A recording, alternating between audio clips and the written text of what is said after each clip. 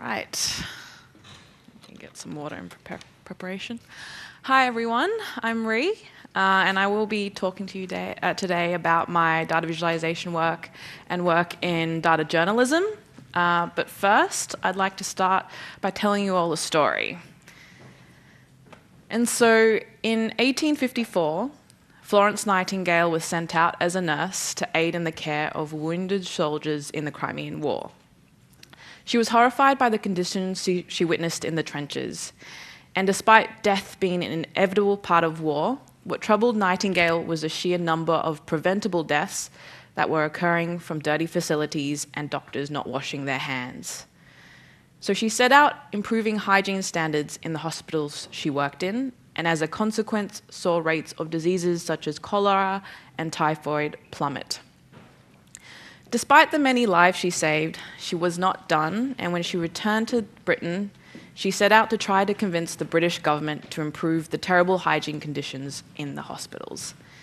She knew that her intuition and personal experience would not be enough to convince the government, so she decided to use data to back up a case. She realized, however, as she was writing up the report, that just quoting the statistics would not be enough on its own. She needed to make this data compelling and visual. So she came up with this. It has a few names, the rose diagram, the coxcomb, or the polar area diagram.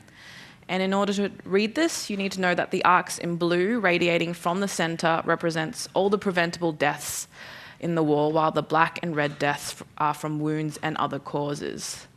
The graph on the left shows the deaths that occurred after she changed and improved the hygiene conditions about midway into the war, and you can see the dramatic drop compared to the rate of preventable deaths in the larger graph on the right.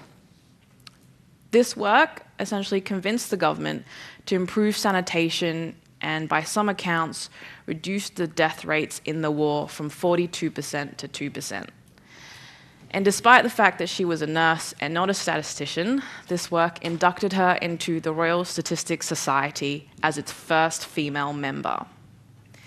Although this happened more than 150 years ago, Nightingale's work and approach is still so relevant today. This graph, even though it might be a little bit difficult to understand at first, still stands on its own as both a work of art and a record of fact, and it draws you in. And we still have so much to learn from this woman who's been dead for over 100 years.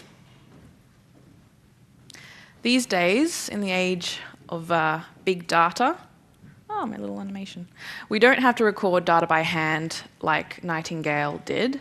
We have access to vast repositories of data through open data sets and APIs. But so much of this data is consumed like this: spreadsheets, bar graphs, and pie charts. And not to hate on bar graphs and pie charts, they're really great, but they literally have been around for 100 years, before even Nightingale's time. And they are so pervasive, they're no longer interesting to most people, especially in the age of Excel. And so I'm going to talk about how I try to adopt this approach into my own work. Not just making data beautiful for its own end, but making it as accessible and compelling as possible to try and make some sort of positive change in the world. And so this is usually how most of my data projects start, with one of the uninspiring spreadsheets I was talking about before. And this one in particular was provided as part of a UN Human Development Data Visualization competition. And the criteria was that I could essentially make anything I wanted with this data. But me in particular, I was curious about the inequalities between men and women around the world. And so I created this tool that lets you see gaps around work, politics, and education. And you can sort by the countries with the highest gaps and the lowest gaps. And so if we look at, for example, labor force participation, and we look at the 10 countries with the highest gaps and the lowest gaps, you get a really interesting story. But first, you might want to know how to read this. So the blue line represents the male rate, and the green line represents women, and you can see data spanning a few decades. And you have a line in between connecting these 2 points, and that shows you the extent of the gap. And if it's a large gap, it's colored red. If it's a smaller gap, it's yellow. And so back to the visualization. So if we look at the countries with the largest gap, oh, my animations aren't working. Oh, sorry. They're not really surprising. They're not known for their gender equality. I'm not sure if you can read the country labels, but we've got Afghanistan, Syria, Pakistan, Saudi Arabia. Whereas the small countries with the smallest gaps are somewhat unexpected. They're not really the Scandinavian countries that you would expect that are great for women. These are countries lower on the socioeconomic scale. So we've got Togo, Rwanda, and Burundi. Some of these have really violent histories. And this is a case where the data doesn't reveal the whole picture, but it does spark some sort of curiosity about what's going on. And so in creating visualizations, sometimes it's more rewarding to get people to ask questions than necessarily answer all of them. And a good data set is rich in stories, and good tools and visualizations should be able to draw these out to the surface. And so after doing a bit of research and digging into the countries with the smallest gaps, it turns out women tend to contribute a high proportion to agricultural work. And so really they have no choice but to work in order to survive. And they don't have the luxury as they would in slightly richer countries to stay at home. One of the more interesting aspects of this data set was looking at female representation in parliament. And here we've got a very mixed group.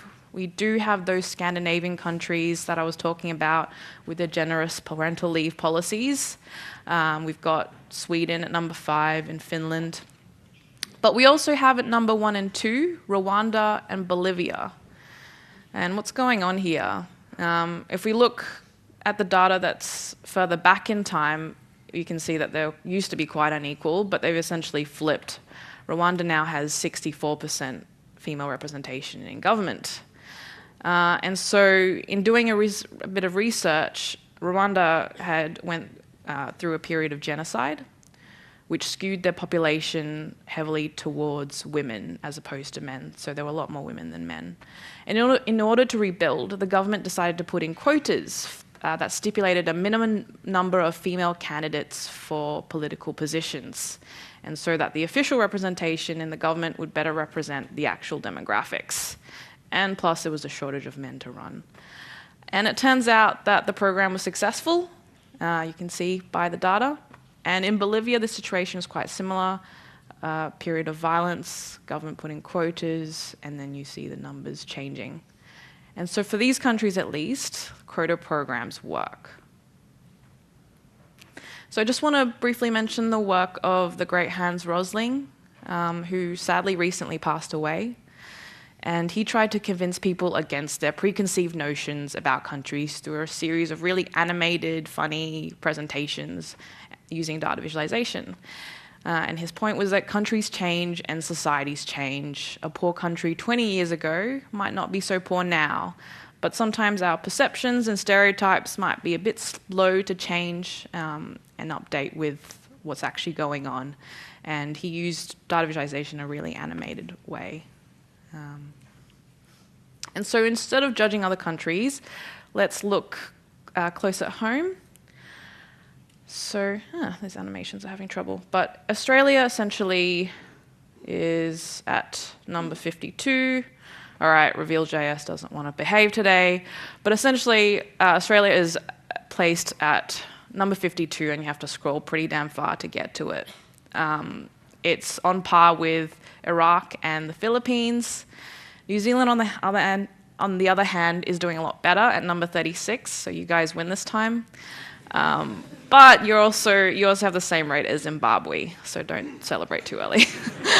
But so this is a situation where it's unexpected, but instead of things being better than they actually are, it's a lot worse than we would hope. So there's a lot of improvement, and maybe it's somewhat opportunity for us, being very lucky to live in these countries, to swallow our pride and look to see what other countries are doing, maybe even Rwanda and Bolivia, and see what programs are working for them.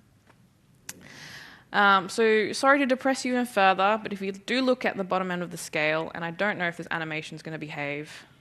Oh, here we go. This is the one thing that works, apparently. There's so many countries essentially with no female representation or very few women altogether. And this is quite terrible. Because in most places around the world, women represent just over half of the population. And people in government make decisions for people, for the whole country and for future generations. And the fact that in so many parts of the world, women have no voice is really bad, and I hope that the situation continues and that this data will improve. And so I'm going to move to look at the behind the scenes of how I make a visualization like this and some of the processes. And so my main tool of choice in creating visualizations is D3. And if you want to work with data to create custom web graphics, D3 is the best tool that I found. And I usually don't geek out too much over technology, let alone JavaScript libraries, but I really do enjoy using D3. There are more options out there if you want to plug and play your data and get something up quick and simple. But if you want to explore the data set visually and have maximum control over the output, I would say D3 is the way to go. I'm not going to go into the nuts and bolts of the language very much, but there are like a lot of great tutorials online that you can access. All you need is basic HTML, CSS, JavaScript base. There is a slight learning curve to picking up D3, but once you get the hang of it, it's really powerful to use. And so the first step in a project like this is just to display the data and get a sense of it in a quick way. I do use D3 for this step. You don't need to. I'm just comfortable using it.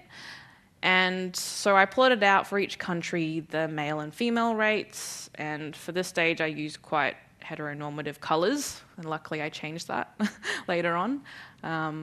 So I started looking at the data at this point and realized there was something to the gap between the values and not just the individual values, male, female rates themselves. And I had questions about, so what's the country with the largest gaps and the smallest gaps? So with this in mind and all these questions swirling around in my head, I just generate a bunch of visual experiments with the data. And so these are some of the thoughts I had, some of the things I just wanted to try out. And so just a bunch of throwaway prototypes at this point that I didn't end up using for the final. So I'm not sure if you've heard of the Flowing Data blog, which is run by Nathan Yao. But he did something recently quite similar in his blog, where he visualized one data set in 25 ways. If you haven't heard of Flowing Data, it's actually a really good resource for learning data visualization and getting inspiration. And in his blog post, he outlines how he creates visualizations and some of the steps behind his thinking. And it's quite similar to my approach as well. One of his main points is to ask questions of the data, and also how important it is to not let your data ramble, and have a little bit of focus when you're asking your questions. And sometimes the more you add, it could distract away from the main point of the visualization. But don't be afraid to also play and throw away your ideas.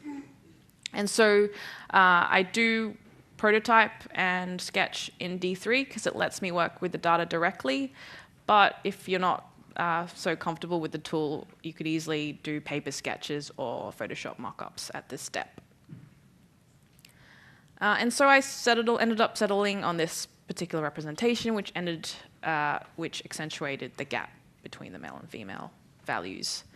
And so in order to convey the significant part of the data, sometimes we have to think around the data. And so the gap was something that I ended up having to calculate.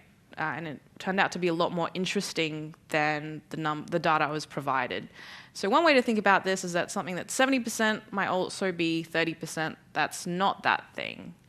And that's where the importance of framing comes in, depending on the context that you're working in and whatever would make the data more meaningful. One tricky part, though, is to be able to have enough of like a basic stats knowledge in order to not be inaccurate or worse, mislead your audience. And so one example I found of something not to do is something like this. So this visualization has a cropped y-axis above a certain point with that jagged gap.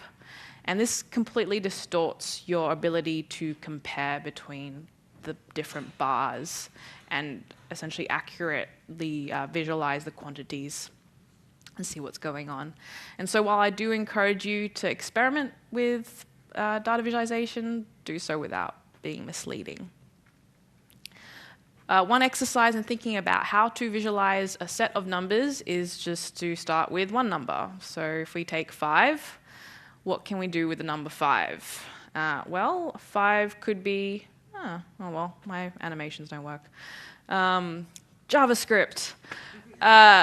So a number could be a point on X or Y axes. It could be something that increases or decreases a size. Could be points, could be number of sides of a shape. Also could be a multiplier, or it could be a point on a gradient scale. And maybe numbers are something that's non-visual, so maybe number is sound. Could be a tone on a musical scale or a loudness of volume. So sometimes it could be fun to think about our senses outside of our eyes. What if data was something we could taste? I mean, we're capable of sensing quantities in a variety of ways, so play around with that. And so once I had a direction, I started to add more features and answer some of the other questions I had. So adding sorting to be able to see the top and bottom, filtering by the year I was looking at, and also the different attributes. And obviously I could keep going and keep adding, but don't let your data ramble. And the best way to see if a visualization is effective is just to get it out there and see what other people think. So I released this visualization out into the world, and I was really happy with the responses. I saw that people were sharing it from all different parts of the world, and they found stories in the data that I didn't even realize existed. And the cool thing was that they made the interpretation of the data personal, and they framed it around their own country. And so one person from New Zealand says that Rwanda is doing better than NZ at female representation in parliament, and so are 26 other countries. Each of these are its own story, and the thing I learned is that people are naturally curious. They soak up data, and you don't necessarily need to directly feed them these stories.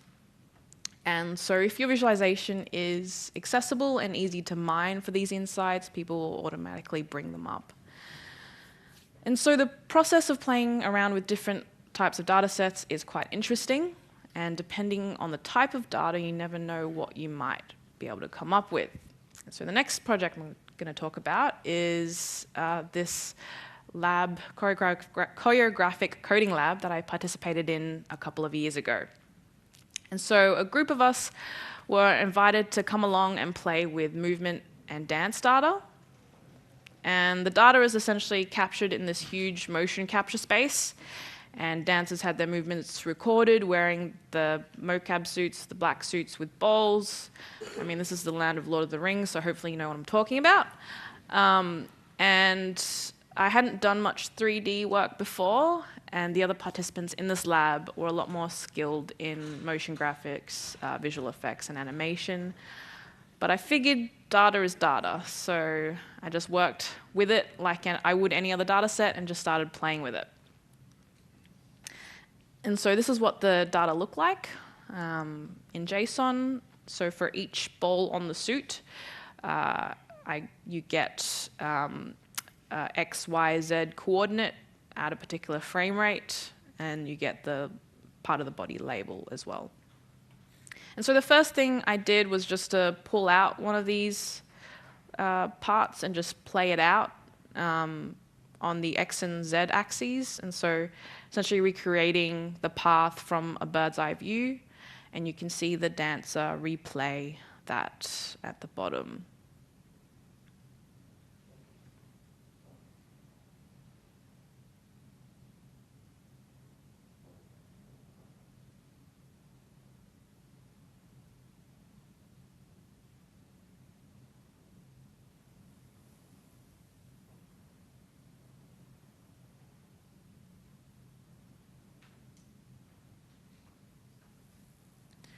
So at this point I was like, yay, it works. So then I decided to add in a few more elements. So I added in the left hand and the right hand just to see what would happen. And so the left is in red and the right is in blue, and the purple, of course, is still the head. And it starts to get a little bit more complex. You can see maybe some sort of relationships between the different body parts.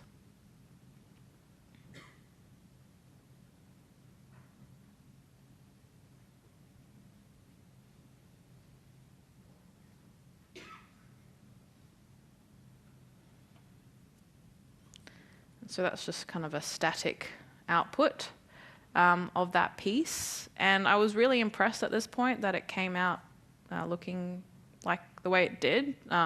Without knowing what the data is, it could be a line drawing done by an artist. And it was really cool just to see that data translated. And so I was kind of like, I was just playing around with it then. This was the first step, but I figured I should keep going and not just stick with this, even though it looks pretty cool. And I started thinking about some of the other attributes of the movement that I could visualize.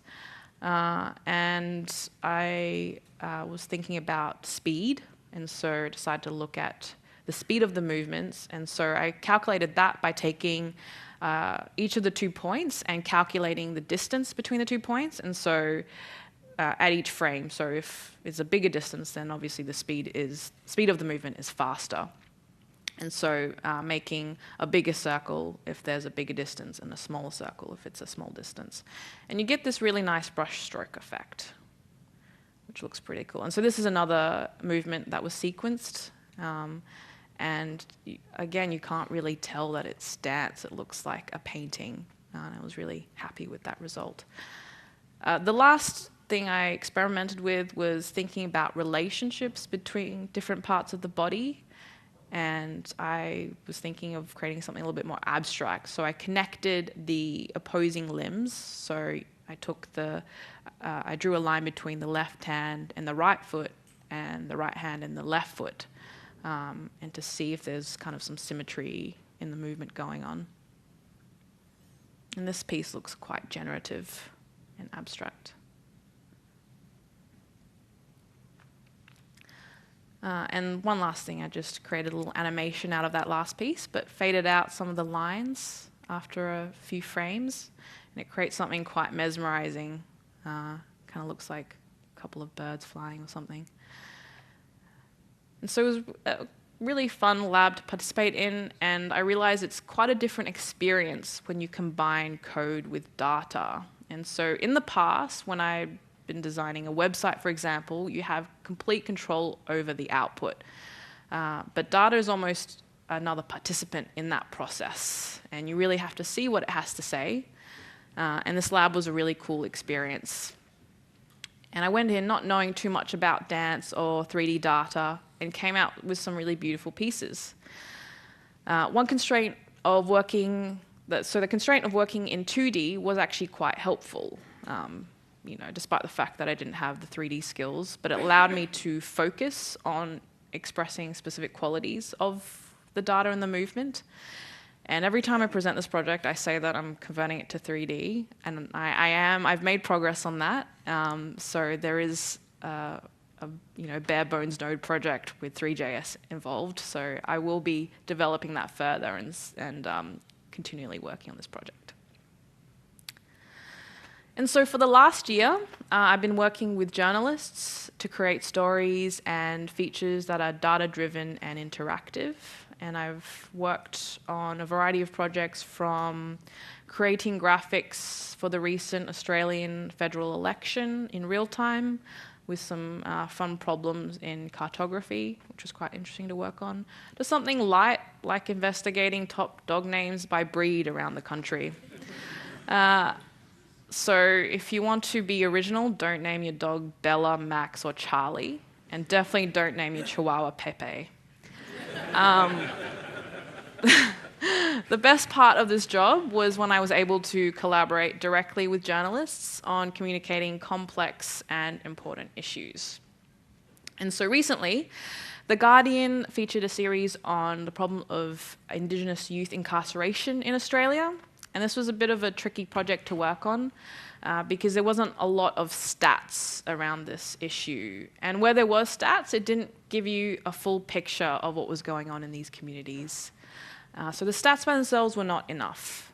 And so a lot of the other stories in the series, like this one done by Jono Meldavy, focused a lot more on the human side. The journalists went out to remote communities where they talked to people and found out their own personal experiences. And the problem for me in creating an interactive around this was to be able to convey that personal and human side of the picture while also using data to back up the case. And so research shows that humans have a hard time feeling empathy for individuals when they're conveyed as a statistic, so en masse, versus following a single narrative, so following the story of a individual. And so we decided to go with this choose your own adventure story, which follows this hypothetical Aboriginal boy called Jacob who's arrested for stealing a car. And Jacob isn't based on a particular individual, but based on a few cases that journalists had reported on. And so in this interactive, you go step by step through the decision-making process as he goes through the youth justice system. And at each step, you see the consequences of these decisions being made by police, judges, and you see how Indigenous youths are more disadvantaged as a consequence of these decisions. And so, and also you see data to essentially back up that experience. So essentially a one-size-fits-all system might not fit certain minority groups that have different needs to the rest of the population. And so people in Indigenous communities might not have stereotypical family structures. They might include, their immediate family might include other members of the community. And so if you have bail conditions that say you can only be at your mum and dad's house, but you're at your auntie's, then you would be violating that condition and that could affect your sentencing. And so this is why it's important to bring that human story in and all the nuances and context around the data. And so the data does say that Indigenous youths are being sent to jail as opposed to being released back into the community under supervision compared to the non-Indigenous at a higher rate, despite the fact that Indigenous youths represent a really tiny proportion of the population. And the goal of this piece was not just to convey that this happens to many Indigenous kids, but to also give people a sense of what it would be like if you were in their shoes. And the main point of my work is that people are not numbers. And that can be a bit difficult when you're working in statistics and staring at spreadsheets all day to remember this fact. And that was a big part of this role. And so that kind of sums up what I did at The Guardian, which is combined storytelling, which is about something around the human experience and empathy and finding ways to communicate something that makes people stop and care, and to be able to back that up with data, something that's substantial, and to ground that experience in truth. And the code brings in an element of experimentation, and I think that experimentation is becoming more and more important at a time when journalism is struggling to, build its reader base and be profitable, but also at a time when we need journalism the most. This is one of the other projects I did at The Guardian, and this is one where the crucial part wasn't actually related to the tech or the build, but being sensitive to the human side of data. And so The Guardian received a leak of 2,000 incident reports from the offshore detention centre in Nauru. And some of these reports detailed incidents that were quite distressing and related to abuse and the terrible conditions that people lived with while being locked up on this island, essentially for seeking asylum in another country. So when we initially visualized the data, it looked like this, with squares representing each incident, color-coded by the critical nature of the incident. But these incidents are not just blocks of content. They detail something that happened to a real human being, something that may be quite distressing. And so it was a big task to be able to draw out that emotional aspect of the data. So I decided instead that the data should speak for itself. And so I'm going to show you some of the quotes from the interactive, but if you are sensitive to content around self-harm, I would recommend not reading or maybe even looking away at this next walkthrough. And so when you go through this interactive, you see quotes from the report pulled out that detail the person's account of the incident. And that incident also lights up. And what I wanted to do was to create the feeling that this block represents a living, breathing life, not just data. And after we released this, one very renowned Australian author, Richard Flanagan, cited the Nauru files as an extraordinary trove of anonymous short stories. So that reframes this instead of a data set, but as a set of moving, personal short stories. And really, data can only support those human stories, not replace it. So I've recently moved on from The Guardian and thinking about what I'm going to do next.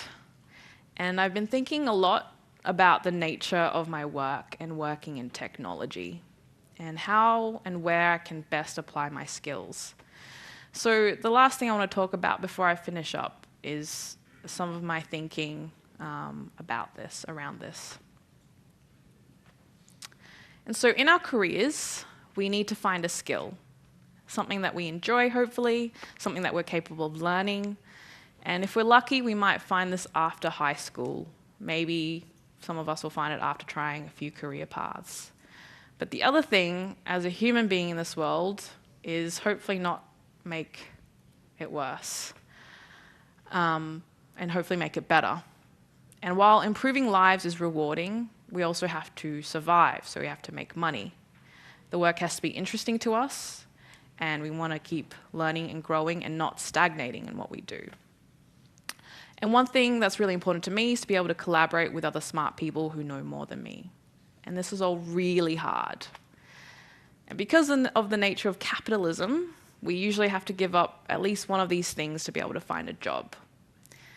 And I think that really sucks because there are a lot of people out there who want all of these things but are not getting that in their job. And in the tech industry, we all have a luxury because our skills are generally in demand, while other jobs are getting automated. And most of us can check off the bottom 4 items, but I've struggled a lot with that first one. And we're at an interesting time because we've grown up with this idea that technology is a social good. It's very powerful and transformative. But with this power can come negative implications. And so we've welcomed the giants of Google and Facebook for being able to provide us any information at our fingertips and connecting us to anyone around the world. But now we're also dealing with filter bubbles and fake news and coming to terms with the role that these companies may have played in creating that environment. And while this is not to say that Google and Facebook are evil, even though Google are moving away from the do no evil motto, but that people working in tech companies have a lot of power to affect society and people's lives. And I don't think we should be blindly following orders when we are making these products. Technology is a very powerful thing, and I do urge every one of you who work in tech to consider the wider social implications of your work, because sometimes it can feel like you're confined to this digital space, but there are other people on the other end of these systems that you create and work on. And I think I'll struggle a lot to check off all these things in whatever I do next, but something to keep in mind is that while one small tweak in an algorithm could inadvertently aid in the spread of false information, one report with a good visualization that advocates for better hygiene standards in hospitals can save lives. Thank you.